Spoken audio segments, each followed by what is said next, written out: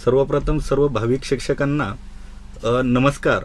बालकांच्या सक्तीच्या व मोफत शिक्षणाचा अधिकार अधिनियम 2009 नुसार TET म्हणजे पहिली ते 8वीच्या विद्यार्थ्यांना शिकवण्यासाठी TET ही कंपल्सरी करण्यात आलेली आहे आणि 2013 पासून पेपर घ्यायला सुरुवात पण झालेली आहे. मग TETचा अभ्यासक्रम कशा प्रकारे असतो आणि त्यामध्ये कोणत्या प्रकारचे घटक विचारले जातात हे आपण आत्तापर्यंत दिलेल्या पेपरनुसार आपल्याला सर्वांना माहिती आहे. आपण पेपर पण दिलेले आहेत, त्याच्यानुसार आपल्याला सर्वांना अभ्यासक्रम माहिती आहे. फक्त आता अभ्यास करायचा कसा आणि नेमकं काय विचारलं जातं, काही विद्यार्थी नवीन असतील त्यांच्यासाठी आपण थोडक्यात सिलेबस पाहू आणि त्याच्यानंतर आपण मराठीमध्ये नेमकं काय विचारलेलं आहे, मराठीचे प्रश्न कशा प्रकारे असतात आणि काही पाठीमागं होऊन गेलेले प्रश्न आपण या ठिकाणी सोडून पाहणार आहोत. आता यामध्ये पहा TET 2021. आता TET 2021 ही जी परीक्षा आहे ऑक्टोबरमध्ये घेण्याचं ठरवलेलं आहे. यामध्ये आता पहा ऑक्टोबरमध्ये होणाऱ्या परीक्षेला जो अभ्यासक्रम आहे यामध्ये तुम्ही 2 पेपर क्रमांक 1 आणि पेपर क्रमांक 2 अशा पद्धतीनं तुम्ही पेपर देऊ शकता. पेपर क्रमांक 1 हा पहिली ते 5वीच्या विद्यार्थ्यांना शिकविण्यासाठी तुम्हाला पेपर क्रमांक 1 उत्तीर्ण असणं आवश्यक आहे आणि त्यानंतर पेपर क्रमांक 2 हा 6वी ते 8वीच्या विद्यार्थ्यांना शिकविण्यासाठी तुम्हाला दुसरा पेपर उत्तीर्ण असणं आवश्यक आहे. आता यामध्ये जर पाहिलं तर पहिली ते 5वीचा विद्यार्थ्यांना शिकवण्यासाठीचा जो पहिला पेपर आहे त्यामध्ये आणि पेपर क्रमांक 2 यामध्ये जो अभ्यासक्रम आहे यामध्ये जवळपास सारखाच अभ्यासक्रम आहे, फक्त शेवटचा काही भाग यामध्ये वेगळा आहे. आता पेपर क्रमांक 1 मध्ये 30 मार्क 30 मार्क 30 आणि शेवटी 60 मार्क या पद्धतीनं अभ्यासक्रम आहे. यामध्ये 30 मार्क तुमचा बालमानसशास्त्र आणि अध्यापनशास्त्र या घटकावर आहे. त्यानंतर मराठीसाठी 30 प्रश्न आहेत यामध्ये, त्याच्यानंतर इंग्रजीसाठी 30 प्रश्न आणि त्याच्यानंतर गणित आणि परिसर अभ्यास यासाठी तुम्हाला 60 प्रश्न दिलेले आहेत. पहिला पेपर हा 150 प्रश्नांचा असणार आहे. यामध्ये गुणसुद्धा तुम्हाला 150 गुण आहेत आणि वेळसुद्धा या ठिकाणी 150 मिनिटाचा आहे. 150 मिनिट. आता या ठिकाणी पहा, म्हणजे तुम्हाला एक प्रश्न 1 मिनिटामध्ये सोडवायचा आहे. वेळ भरपूर आहे, फक्त आपल्याला त्या ठिकाणी व्यवस्थित विचार करून तो पेपर सोडवावा लागेल. त्याच्यानंतर दुसऱ्या पेपरमध्ये जर आलो तर यामध्ये सुद्धा अशाच प्रकारचा अभ्यासक्रम आहे. 30 30 30 आणि 60. यामध्ये बालमानसशास्त्र आणि अध्यापनशास्त्र हा घटक तुम्हाला 30 मार्काला आहे. यामध्ये मराठी 30 मार्काला, इंग्रजी 30 मार्काला आणि गणित आणि विज्ञान दुसऱ्या पेपरमध्ये तुम्हाला गणित विज्ञान 60 मार्काला आहे. गणित विज्ञान आणि याला एक ऑप्शन म्हणून तुम्हाला सामाजिक शास्त्र हा विषय सुद्धा ठेवलेला आहे. तुम्ही एकतर सामाजिक शास्त्र निवडू शकता किंवा गणित आणि विज्ञान हा विषय तुम्ही निवडू शकता. आता पहा, आपण आतापर्यंत पेपर देत आलेलो आहोत, त्याच्यामुळे आपल्याला अभ्यासक्रम सर्वांना माहिती आहे.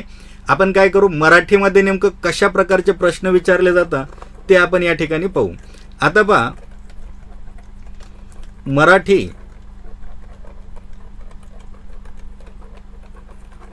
आता तुम्ही MPSCची तयारी करणार असताल किंवा सरळ सेवेची तयारी करत असताल किंवा प्रॉपर TETचा अभ्यास करणार असताल तर यामध्ये मराठी हा जो घटक आहे याच्यामध्ये 2 प्रकारचा सिलेबस म्हणजे यामध्ये इन्क्लूड केलेला आहे. मराठीमध्ये कोणकोणता, एक म्हणजे व्याकरण आणि दुसरा घटक म्हणजे यामध्ये शब्दार्थ. अशा प्रकारचे प्रश्न आपल्याला विचारले जातात. कुठल्याही सरळ सेवक किंवा कुठल्याही स्पर्धा परीक्षेमध्ये मराठी म्हटलं की व्याकरण आणि शब्दार्थ हा घटक आपल्याला या ठिकाणी विचारला जातो. आता पहा, आपण फक्त TETच्या संदर्भातच पाहू आपण. आता याच्यामध्ये व्याकरण आणि शब्दार्थ नेमकं काय विचारलं जातं आणि कशा प्रकारचं विचारलं जातं. TETला आपल्याला मराठी आहे 30 मार्काला. आता या 30 मार्कामध्ये एक उतारा येतो तुम्हाला, त्या उतार्यावर 4 प्रश्न असतात आणि एक कविता येते, त्या कवितेमध्ये तुम्हाला 4 प्रश्न विचारलेले असतात. म्हणजे एक तुम्हाला पॅरेग्राफ दिलेला असेल, तो पॅरेग्राफ वाचायचा आहे आणि त्याच्यावर आधारित असणारे 4 प्रश्न सोडवायचे आणि एक कविता दिलेली असेल, ती कविता वाचायची आणि त्याच्यावर आधारित असणारे तुम्हाला 4 प्रश्न सोडवायचे आहेत. मग 4 आणि 4 8 प्रश्न तुमचे हे फक्त कविता आणि उतार्यावर आधारित असणार आहेत.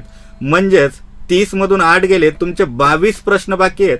त्यामध्ये व्याकरण आणि शब्दार्थ अशा प्रकारे 2 घटक आहेत. मग आता या 22 मार्कामध्ये जर पाहिलं तर जवळपास 10 ते 12 प्रश्न हे तुम्हाला व्याकरणावर विचारले जातील आणि उर्वरित तुम्हाला 8 ते 10 प्रश्न हे शब्दार्थांवर विचारलेले असतील. आता याच्यामध्ये पहा, आता नेमका आपण अभ्यासक्रम पाहू. मराठीचा अभ्यासक्रम पाहत असताना व्याकरणामध्ये कोणकोणते प्रश्न विचारलेले आहेत तसं आता आपण म्हणजे झालेल्या प्रश्नपत्रिका सुद्धा पाहणार आहोत. त्याच्यामध्ये तुम्हाला लक्षात येऊन जाईल की नेमकं कोणत्या धड्यावर कोणता प्रश्न आलेला आहे. पण तरी मी तुम्हाला या ठिकाणी थोडक्यात अभ्यासक्रम सांगतो मराठीचा. आता या ठिकाणी पहा, मराठीचा अभ्यासक्रम पाहत असताना व्याकरणाची सुरुवात ही भाषा या धड्यापासून होत असते. म्हणजे भाषेची उत्पत्ती कशा प्रकारे झाली आणि त्याच्यानंतर मराठीचा इतिहास, म्हणजे मराठीमध्ये नेमकं काय घडलं, कशा प्रकारे, म्हणजे जनक वगैरे जे काही घटक असेल तो आपल्याला या ठिकाणी पहिल्या धड्यामध्ये पाहायला मिळेल. त्याच्यानंतर दुसरा धडा आहे तो म्हणजे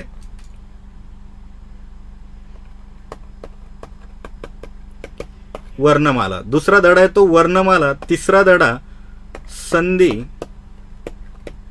त्याच्यानंतर शब्दांच्या जाती.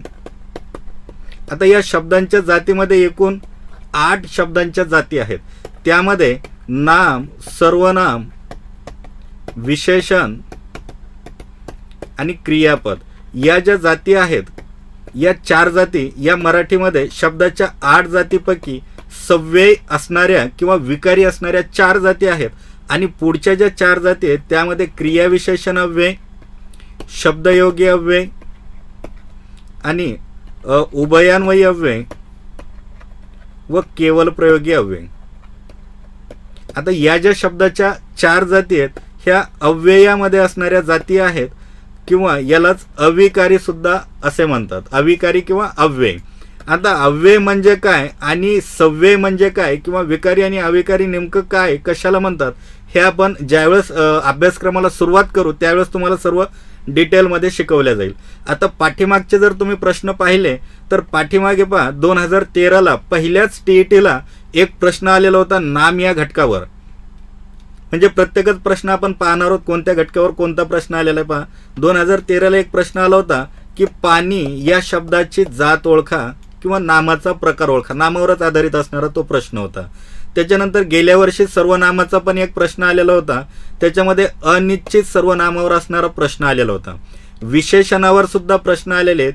क्रियापदावर आतापर्यंत TETला जवळपास म्हणजे 2013 पासून ते 2019 पर्यंत जर पाहिले तर 10 पेक्षा जास्त प्रश्न हे क्रियापदावर आलेले आहेत. म्हणजे क्रियापद या ठिकाणी अत्यंत महत्त्वाचे आहे. त्याच्यानंतर जर पुढचा अभ्यासक्रम आपण पाहिला, आता हे झालं शब्दांच्या जाती. त्याच्यानंतर जर पुढे आलो तर आपण तर महत्त्वाचे घटक म्हणजे प्रयोग आहे. त्याच्यानंतर समास आणि वाक्याचे प्रकार हा जो घटक आहे का याच्यावर आतापर्यंत खूप सारे प्रश्न विचारलेले आहेत. तुम्ही कुठल्याही TETचा पेपर घ्या त्याच्यामध्ये प्रयोग, समास आणि वाक्याचे प्रकार याच्याशिवाय पेपर निघत नाही असं म्हटलं तरी चालेल. हे जे 3 घटक आहेत हे अत्यंत महत्त्वाचे आहेत. ज्यावेळेस आपण शिकवायला सुरुवात करू त्यामध्ये याच्यावर सर्वात जास्त आपला भर दिलेला असेल. त्याच्यानंतर खाली आल्याच्या नंतर शब्दसिद्धी हे जे प्रकरण आहे, शब्दसिद्धी हे एक अत्यंत महत्त्वाचं प्रकरण. आता शब्दसिद्धी म्हणजे काय तर एखादा शब्द कशा प्रकारे सिद्ध झाला किंवा कशा प्रकारे निर्माण झाला त्याला शब्दसिद्धी म्हणतात. शब्दसिद्धीचे 2 प्रकार आहेत. एक म्हणजे सिद्ध शब्द आणि दुसरा म्हणजे साधित शब्द. आता पहा साधित शब्दावर एक भरपूर प्रश्न विचारलेले आहेत. यामध्ये उपसर्ग घटित शब्द, उपसर्ग घटित पाठीमागच्या वर्षीचा जर पेपर पाहिला तर त्याच्यामध्ये उपसर्ग घटितवर प्रश्न आलेले आहेत. 2 प्रश्न आलेले आहेत उपसर्ग घटितवर. एखादा उपसर्ग दिलेला असेल शब्दाला. आता उपसर्ग म्हणजे शब्दाच्या पूर्वी लावलेलं अक्षर किंवा अक्षर समूह म्हणजे उपसर्ग. मग तो उपसर्ग कोणत्या भाषेतून आला, मराठीतून आला की संस्कृतमधून आला की फारसी की अरबी भाषेमधून आला, अशा प्रकारच्या आपल्याला उपसर्गाचे आपल्याला या ठिकाणी उपप्रकार पाडता येतील. त्याच्यानंतर सिद्ध शब्दाचे जे सिद्ध प्रकार आहेत याच्यामध्ये जे प्रश्न विचारले जातात ते म्हणजे तत्सम शब्द असतात. यामध्ये तत्सम म्हणजे संस्कृतमधून जशास तसे आलेले शब्द. त्याच्यानंतर पुढचा प्रकार म्हणजे तद्भव शब्द आहेत. यामध्ये तद्भव शब्द म्हणजे संस्कृतमधून मराठीमध्ये येत असताना थोडाफार बदल होऊन आलेले शब्द म्हणजे तद्भव शब्द. त्याच्यानंतर पुढचा जो प्रकार आहे यामध्ये तो म्हणजे परभाषेमधून आलेले शब्द. परकीय शब्द किंवा परभाषेमधून आलेले शब्द, परभाषेतून आलेले शब्द म्हणजे यामध्ये कानडीमधून आलेले शब्द असतील, फारशीमधून आलेले, तेलुगू, तामिळ यासारख्या भाषेमधून आलेले शब्द हे आपल्याला पाठच करावे लागणार आहेत. मग आता एखाद्या भाषेमधून पुस्तकामध्ये जर पाहिलं तर 10-10, 20-20 शब्द दिलेले असतात. गुजरातीमधून आलेले 10-20 शब्द किंवा कानडीमधून आलेले 50 शब्द. मग तेवढे जर आपण पाठ केले तर होईल का? नाही, त्याच्यापेक्षाही वेगळे शब्द विचारले जातील. हा खरं पाहिलं तर पाठांतराचाच भाग आहे. याच्यामध्ये तुम्हाला तत्सम शब्द, परभाषीय शब्द आणि तद्भव शब्द हे पाठच करावे लागणार. आणि याच्यातला चौथा प्रकार म्हणजे देशी शब्द किंवा याला आपण देशज असे सुद्धा म्हणतो. देशज किंवा देशी शब्द म्हणजे मूळचे मराठी भाषेतील शब्दांना आपण देशी शब्द म्हणतो किंवा देशज शब्द म्हणतो. हा सुद्धा पाठांतराचा भाग. अशा प्रकारे हा भाग आपण पाहिला या ठिकाणी. त्याच्यानंतर पुढे गेल्याच्या नंतर आपल्याला प्रश्न जे विचारले जातात ते लिंगावर आधारित असणारे प्रश्न, वचन, सामान्य रूप आणि विभक्ती. आता हे धडे जर पाहिले तर हे सुद्धा अत्यंत महत्त्वाचे असणारे धडे आहेत. याच्यावर एक प्रश्न हमखास असतो. प्रत्येक घटकावर एक प्रश्न असतो म्हणजे असतोच. आता मागच्या वर्षीचा जर पेपर पाहिला तर लिंगावर एक प्रश्न आहे आणि याच्यामध्ये सामान्य रूपावर एक प्रश्न आहे. आणि त्याच्या पाठीमागच्या पेपरमध्ये पाहिलं तर वचनवर सुद्धा प्रश्न आलेला आहे की खालीलपैकी कोणती वचनाची जोडी योग्य आहे. म्हणजे त्याच्यामध्ये शब्द दिलेले होते झाड, झाडे अशा प्रकारचे, पुस्तक, पुस्तके, पान, पाने. त्याच्यामध्ये अयोग्य असणारी जोडी ओळखायची होती. मग त्याच्यानंतर हे प्रकरण अत्यंत महत्त्वाचे. त्याच्या पुढे गेल्याच्या नंतर वाक्याचे प्रकार. वाक्याचे प्रकार हा जो घटक आहे याच्यावर सुद्धा भरपूर प्रश्न विचारलेले आहेत. आता या वाक्याचे प्रकार हा जो घटक आहे याच्यामध्ये आता जे काही पहिले वाक्याचे प्रकार 5 प्रकार पडतात, जे की वाक्याच्या अर्थावरून पडणारे प्रकार आहेत. ते सोपे आहेत. आपण जर क्रियापदाचा वगैरे व्यवस्थित अभ्यास केला तर आपल्याला हे वाक्याचे प्रकार पहिले 5 प्रकार ओळखायला सोपे आहेत. आणि त्याच्यानंतर वाक्याचे स्वरूपावरून पडणारे प्रकार जे आहेत त्याच्यामध्ये मिश्र वाक्य, दुसरा प्रकार म्हणजे संयुक्त वाक्य आणि तिसरा प्रकार म्हणजे केवल वाक्य. आता याच्यावरच सर्वात जास्त प्रश्न विचारले जातात. मग याचा अभ्यास जर करायचा असेल किंवा वाक्य जर आपल्याला ओळखायचे असतील व्यवस्थित तर याच्यासाठी शब्दाच्या जातीमधील उभयान्वयी अव्यय हा घटक आपल्याला व्यवस्थित येणं आवश्यक आहे. उभयान्वयी अव्ययावर आधारित असणारा हा प्रकार, वाक्याचे प्रकार, स्वरूपावरून पडणारे प्रकार. मिश्र प्रकार, मिश्र वाक्य कोणतं, संयुक्त वाक्य कोणतं. आतापर्यंत पाठीमागच्या TET मध्ये जर पाहिले तर जवळपास 12 ते 13 प्रश्न आतापर्यंत ह्या वाक्याच्या प्रकारावर विचारलेले आहेत. त्याच्यामुळे हाही धडा सर्वात महत्त्वाचा आहे. आणि जर पुढे गेलोत आपण तर मराठीच्या अभ्यासक्रमामध्ये पुढे आल्याच्या नंतर आपल्याला दिसेल अलंकारावर पण प्रश्न विचारलेले आहेत. त्याच्यानंतर वृत्तांवर सुद्धा प्रश्न विचारलेले आहेत. वृत्ते खूप सोपे 2 धडे आहेत या ठिकाणी आणि महत्त्वाचे पण आहेत. अलंकार, वृत्ते. त्याच्यानंतर रस, काव्याचे रस याच्यावर पण प्रश्न विचारलेला आहे. त्याच्यानंतर शब्दशक्ती. आता हे जे 4 धडे आहेत, शब्दशक्ती, रस, वृत्ते आणि अलंकार, हे जे धडे आहेत हे काव्यांवर आधारित असणारे धडे आहेत. काव्यांवर आधारित म्हणजे पद्यांवर आधारित असणारे हे धडे आहेत. याच्यावरचे प्रश्न सोडवायला मुलांना बऱ्यापैकी म्हणजे कठीण जातं, थोडं अवघड जातं. आपण शिकवत असताना पाहू अलंकार, वृत्ते, रस आणि शब्दशक्ती हे प्रकरण कशा प्रकारे सोप्या पद्धतीने सोडून पाहिजे हे सुद्धा आपण पाहणार आहोत. याच्यावर पण प्रश्न TETला विचारलेले आहेत. ठीक आहे. त्याच्यानंतर जर पुढे गेलो तर अभ्यासक्रमामध्ये आता शब्दार्थ या घटकामध्ये जर आलोत आपण तर शब्दार्थामध्ये आता हा एक जो घटक आहे शब्दार्थ, मराठी व्याकरण, शब्दार्थाशिवाय अपूर्ण आहे असं म्हटलं तरी चालेल. कुठलाही सरळ सेवेचा पेपर घ्या, त्याच्यामध्ये व्याकरण आणि व्याकरणाच्या जोडीला शब्दार्थ हा घटक असतोच. याच्यावर भरपूर प्रश्न विचारले आहेत आतापर्यंत. आता याच्यामध्ये जर पाहिलं तर समानार्थी शब्द, त्याच्यानंतर विरुद्धार्थी शब्द, म्हणी, वाक्प्रचार, त्याच्यानंतर पुढे गेल्याच्या नंतर शब्दसमूहाबद्दल एक शब्द लिहा. अशा प्रकारचे घटक आपल्याला त्या ठिकाणी विचारले जातील. आता पहा, समानार्थी आणि विरुद्धार्थी हे जे दोन घटक आहेत याच्यावर आतापर्यंत थोडे जास्त प्रश्न विचारलेले आहेत. मागच्या वर्षीचा जर पेपर काढला तर त्याच्यामध्ये समानार्थीला 2 प्रश्न आलेले होते आणि विरुद्धार्थीवर 2 प्रश्न आलेले होते. म्हणजे पहा, 4 प्रश्न तर या 2च घटकावर आलेले आहेत. आपल्याला अभ्यास करत असताना व्याकरणाला कमी आणि शब्दार्थाला जास्त वेळ द्यावा लागेल. आता पहा, जर तुम्ही अभ्यासक्रमाचं किंवा तुमच्या अभ्यासाचं जर नियोजन केलेलं असेल आणि जर मराठीला तुम्ही 2 तास देणार असाल दिवसभराचे, तर 2 तासापैकी मी सांगतो की या ठिकाणी तुम्हाला 1.5 तास हा संपूर्ण शब्दार्थांसाठी द्यायचा आहे, तर अर्धा तास फक्त व्याकरणासाठी द्यायचा आहे. म्हणजे व्याकरणाला तेवढं महत्त्व देऊ नका. व्याकरण वाचल्याच्या नंतर आपल्याला येऊन जातं किंवा आपल्याला बऱ्यापैकी 10वीपर्यंत झालेलं असतं. किंवा आता आपण बरेच विद्यार्थी जे शिक्षक भरतीची TETची तयारी करतात, बरेच जण शिक्षक म्हणून सध्या जॉईन आहेत प्रायव्हेट, तर त्या ठिकाणी सुद्धा आपण व्याकरण शिकवतो विद्यार्थ्यांना. ते होत असतं कारण ते सोपं आहे. पण मार्क जे कटणार आहेत ते कशामध्ये कटतील? आपले शब्दार्थ हा जो घटक आहे याच्यामध्ये जास्त मार्क आपले कटतील. त्याच्यामुळं अभ्यासामध्ये जो काही वेळ दिलेला आहे तुम्ही 2 तासाचा असेल, जर तुम्ही 1 तासाचा वेळ दिलेला असेल तर 45 मिनिटं तुम्ही शब्दार्थांसाठी द्या आणि 15 मिनिट हे तुम्ही फक्त व्याकरणासाठी द्या. म्हणजे सांगण्याचा उद्देश 25% वेळ मराठीसाठी दिलेला वेळ, त्यापैकी 25% व्याकरणाला द्या आणि 75% वेळ हा शब्दार्थांसाठी द्या.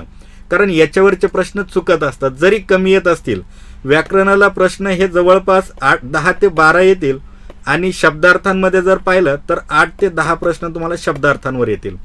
जरी प्रश्न कमी असले तरी वेळ जास्त द्यायचा. का? कारण व्याकरणावरचे जे प्रश्न असतात ते आपल्याला सुटू शकतात किंवा त्याचे मार्क 100% आपल्या हातातले असतात, पण शब्दार्थाचे प्रश्न हे हातातले नसतात. आता याच्यामध्ये आणखी एक घटक पाठांतर करण्याचा प्रकार म्हणजेच जे आपण थोड्या वेळापूर्वी पाहिलं होतं, परकीय भाषेतून आलेले शब्द, परभाषीय शब्द, हा सुद्धा घटक आपण याच्यामध्ये शब्दार्थामध्ये टाकू. म्हणजे एखाद्या भाषेमधून आलेला शब्द, हा शब्द कोणत्या भाषेतून आला. समजा आपल्याला जर विचारलं पोशाख हा शब्द कोणत्या भाषेतून आला, तर आपल्याला म्हणजे एकदम पाठांतरासारखं प्रश्न आल्या आल्या आपल्याला डायरेक्ट त्या पर्यायातील 4 पर्याय पाहायचं काम नाही पडायला पाहिजे. तर हा शब्द जो आहे तो या भाषेतून आला, डायरेक्ट त्याच भाषेवर जावं लागेल. पोशाख हा शब्द फारशीमधून आला तर पर्यायामध्ये फक्त फारशी हाच पर्याय चेक करायचा. समजा दादर शब्द कोणत्या भाषेतून आला, तर याचं उत्तर गुजराती आहे, तर पर्यायामध्ये बाकी 3 पर्याय पाहायचेच नाही. गुजराती पर्याय कुठं दिसतं ते पाहायचं आणि त्याला क्लिक करायचं. ठीक आहे. अशा प्रकारचे तुम्हाला परभाषीय शब्द सुद्धा याच्यामध्ये पाठ करावे लागतील. म्हणजे पहा, सर्वात महत्त्वाचं काय यामध्ये, तर मराठीचं व्याकरण पाहत असताना व्याकरणापेक्षा शब्दार्थावर आपल्याला जास्त भर द्यावा लागेल. शब्दार्थावर भर याच्यामुळे द्यावा लागेल की आपले मार्क कटणार नाहीत त्याच्यामुळं. त्याच्यानंतर पहा, पुढं आल्याच्या नंतर आता मराठीमध्ये आपण व्याकरण आणि शब्दार्थ हा घटक पाहिला आपण. आता व्याकरणामधले सर्व प्रकरण आपण थोडक्यामध्ये या ठिकाणी पाहिले की कोणत्या धड्यावर प्रश्न विचारू शकतात. ठीक आहे. आपण त्याचं व्यवस्थित वर्गीकरण पण केलेलं होतं. भाषेच्या उत्पत्तीपासून, भाषेची उत्पत्ती, वर्णमाला आणि संधी, हे 3 धडे आपण एकीकडे काढले. त्याच्यानंतर शब्दांच्या जातीमध्ये 8 शब्दांच्या जाती आहेत, हे 3 जे काही 8 प्रकरण आहेत ते वेगळे काढले. त्याच्यानंतर पुढं आल्याच्या नंतर समास, वाक्याचे प्रकार, समास, वाक्याचे प्रकार आणि प्रयोग, हे जे 3 धडे ते आपण एकीकडे काढले. त्याच्यानंतर लिंग, वचन, सामान्य रूप आणि विभक्ती, हे 4 प्रकरण आपण एकीकडे काढले. त्याच्यानंतर अलंकार, वृत्ते आणि रस आणि शब्दांच्या जाती, शब्दशक्ती, हे जे प्रकरण आहेत हे आपण एक याचा गट केलेला होता. म्हणजे अभ्यास करत असताना या पद्धतीनं करा. आता एखादा पेपर तुम्ही जर सोडवला तर तो पेपर सोडवल्याच्या नंतर हे जे आपण या ठिकाणी आता 5 गट केलेले आहेत, तर एखादा जर मराठीचा प्रश्न तुमचा चुकला तर पाहायचं की नेमकं यापैकी कोणत्या गटातील तुमचा प्रश्न चुकलेला आहे. शब्दार्थामध्ये जर आलो तर शब्दार्थामध्ये सुद्धा एक 6 ते 7 प्रकरण आहेत. यामध्ये समानार्थी, विरुद्धार्थी, वन वर्ड सबस्टिट्यूशन, म्हणजे शब्दसमूहाबद्दल एक शब्द लिहा. मग त्याच्यामध्ये सुद्धा सराव पेपर सोडवत असताना नेमका कोणता प्रश्न चुकला ते पाहायचं आणि त्याच्यानुसार आपण काय करायचं, त्याच्यावर भर द्यायचा. आता पुढं आल्याच्या नंतर पहा, व्याकरण झालं, शब्दार्थ झालं. पुढचं जे प्रकरण आहे 8 मार्कासाठी जे ते म्हणजे उतारा, म्हणजे एखाद्या धड्याचा एक पॅरेग्राफ दिलेला असेल आणि पुढचा घटक म्हणजे एखादी कविता दिलेली असेल, त्या कवितेवर आधारित असणारे प्रश्न. आता गेल्या वर्षी पाठीमागचा जर पेपर पाहिला तर या कवितेमध्ये सुद्धा एक समानार्थी शब्द विचारलेला होता. प्रश्न पहा कशा प्रकारचे येतील की खालील म्हणजे तुम्हाला 4 शब्द दिलेले असतील. या 4 शब्दांपैकी कोणत्या शब्दाला कवितेमध्ये समानार्थी शब्द आलेला नाही अशा प्रकारचे प्रश्न विचारलेले असतील. त्याच्यामध्ये वसुंधरा हा एक शब्द होता मागच्या पेपरमध्ये जर पाहिलं तर. आपण थोड्या वेळाने तो पेपर पण घेणार आहोत, पूर्ण पेपर किंवा पाठीमागे जेवढे प्रश्न झालेले आहेत त्यापैकी काही प्रश्न आपण सोडून घेणार आहोत या ठिकाणी. म्हणजे प्रश्न पहा कशा प्रकारे येतात. उतार्यावर 4 प्रश्न आणि कवितेवर 4 प्रश्न. पहा आता उतारा सोडवण्याची प्रत्येकाची वेगवेगळी पद्धत असते. काही विद्यार्थी उतारा पूर्ण वाचून पाहता, त्याच्यानंतर प्रश्न आणि त्याच्यानंतर त्याचे 4 पर्याय आपण निरीक्षण करतो, बरोबर आहे. आणि काही विद्यार्थी काय करतात, अगोदर प्रश्न वाचून घ्यायचे 4ही प्रश्न, त्याचे 4ही पर्याय पाहायचे आणि त्याच्यानंतर पॅरेग्राफ पण वाचायला सुरुवात करायची. मग तो प्रश्न आणि त्याच्यावरचे जे काही पर्याय होते ते पर्याय पॅरेग्राफमध्ये ज्या ठिकाणी दिसतील त्या ठिकाणी त्याचं उत्तर शोधायला सुरुवात करायचं. तुम्हाला जी पद्धत योग्य वाटेल त्या पद्धतीनं तुम्ही प्रश्न सोडवा, ठीक आहे. फक्त यामध्ये ॲक्युरन्सी यायला पाहिजे. वेळेचं तर या ठिकाणी तेवढं काही म्हणजे वेळ पुरणार नाही अशातला काही प्रकार नाही, कारण 1.5 तास आहे, 150 मिनिट आहेत आणि प्रश्नसुद्धा 150 मिनिट, म्हणजे एका प्रश्नाला तुम्हाला 1 मिनिट एवढा वेळ येतो, ठीक आहे. आता उतारा पाहिला, कविता पाहिली आपण, म्हणजे अशा प्रकारचं आपलं मराठी व्याकरण असेल. काय काय पाहिलं मराठी व्याकरणामध्ये पहा. TET याच्यामध्ये व्याकरण, शब्दार्थ आणि उतारा प्लस कविता अशा प्रकारे. आता याच्यामध्ये उतारा आणि कवितेवर 8 मार्क आहेत. शब्दार्थाला जवळपास 8 मार्क येतील, गृहीत धरा. 8 आणि 8 16 मार्क, 30 मार्काचा पेपर आहे आणि त्याच्यामध्ये 14 प्रश्न हे व्याकरणावर असतील. आता इथून पुढे जे काही आपले काही लेक्चर होतील ते व्याकरणावर व्यवस्थित डिटेलमध्ये होतील. त्याच्यानंतर शब्दार्थांवर पण आपण जास्त भर देणार आहोत आणि काही उतारे आणि काही कवितासुद्धा आपण या ठिकाणी सोडवून घेणार आहोत. अशा प्रकारे मराठीचा अभ्यासक्रम इथून पुढे आपण व्यवस्थित प्रकारे पाहू. दुसरा जो व्हिडिओ राहील आपला त्यामध्ये पाठीमागच्या वर्षी होऊन गेलेले जे काही पेपर होते त्या पेपरमध्ये आलेले त्या मराठीचं आपण या ठिकाणी विश्लेषण करणार आहोत. या ठिकाणी आपण थांबू.